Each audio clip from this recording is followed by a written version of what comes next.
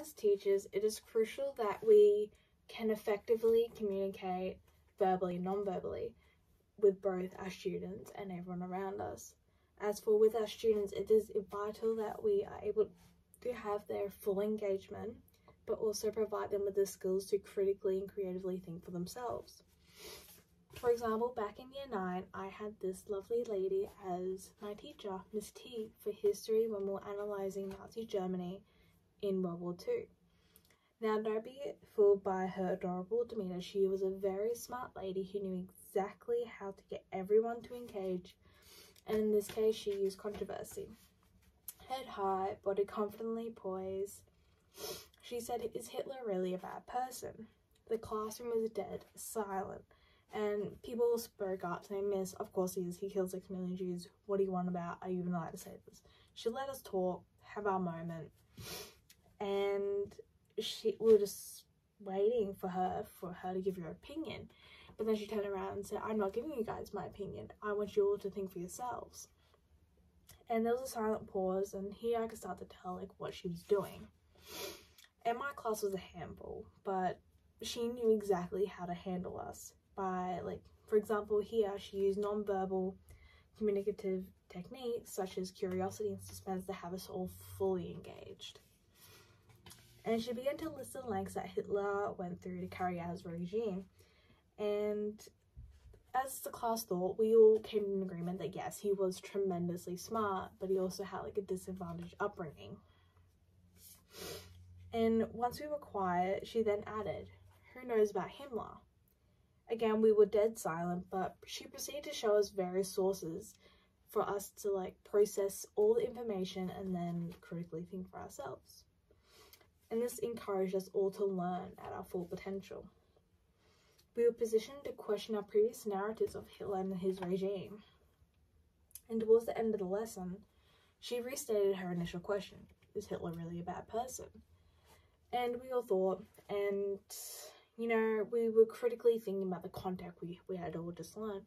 And personally, I left that lesson with almost like a spiritual awakening, like an aha moment. Like maybe, yes, Hitler was bad, but here's X, Y, and Z. Maybe it's not how I actually thought it was. And I went home that day to work on my assignment, but naturally I procrastinated. So while I'm staring at an empty Word document and my 9-year-old brother was focused on his game, but we shared a room. So what was I going to do? Instead of procrastinating like a normal person watching Netflix, I decided to convince my 9-year-old brother to become a Nazi.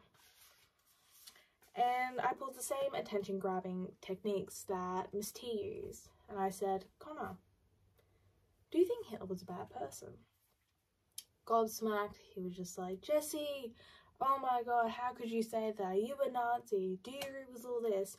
Like, he killed 6 million Jews, Jesse. Of course he's a bad person. He's a horrible person."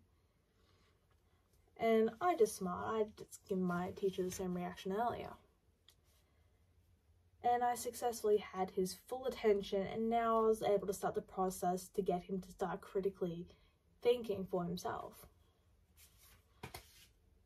I told him everything I had learned about Hitler's upbringing, his intelligence, his, all his little processes, and then I went in for the kill. "Connor, do you know who Himmler is?" And for reference, this is little Connor over here.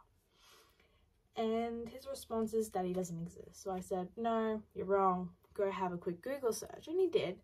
And then he came back around and was gobsmacked. He was quiet. And he was like, "So was Himmler. Oh my god."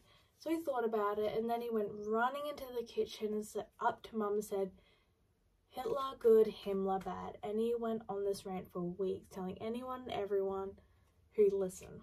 And I realized I had created a monster.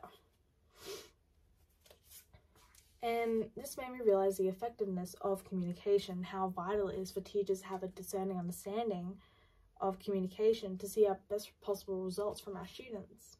And reflecting on Miss T's teaching, for example, she exemplifies the criteria for the Australian Professional Teaching Standards. For example, in this scenario, she demonstrated the first and third standard, and where she used suspense and non-verbal cues to to ensure we share our full engagement as well as fostering critical thinking skills to meet our full learning potential. Additionally, Ms. T meets the standards of the Code of Ethics, which in this scenario, responsibility was demonstrated. Further, she upheld the responsibility to effectively educate her students using various learning strategies to include all students. Being fortunate enough to be one of Ms. T's students, I learned her strategies and applied them in a personal setting, which ultimately suggests just how talented of a teacher she was and how much power communication has. And overall, this provided me with the insight that teacher communication is power and effective. And it also gives us the ability to create a supportive and collaborative classroom for students to thrive and develop their cognitive, creative, and critical thinking skills when learning content within the curriculum.